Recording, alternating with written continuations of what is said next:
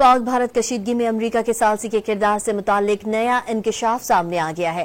امریکی صحافی الیانا ٹرینی نے بتایا کہ حساس انٹیلیجنس معلومات کی وجہ سے امریکہ نے پاک بھارت کشیدگی میں مداخلت بڑھائی۔ دوسری جانب امریکی اور برطانوی صحافی نے دنیا کو پاک فضائیہ کی بحرت پر برتری سے آگاہ کر دیا۔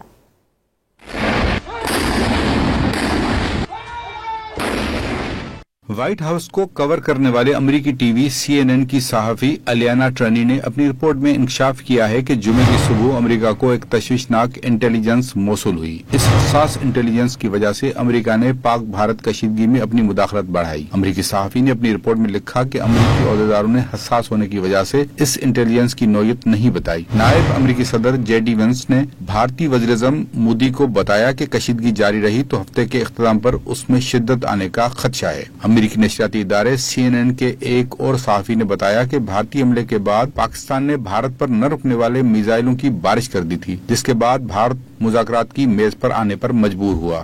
India hit Pakistan in the early hours of the morning. It appeared that window had shut, and Pakistan had this massive response firing back. But it seems that diplomacy continued to play out.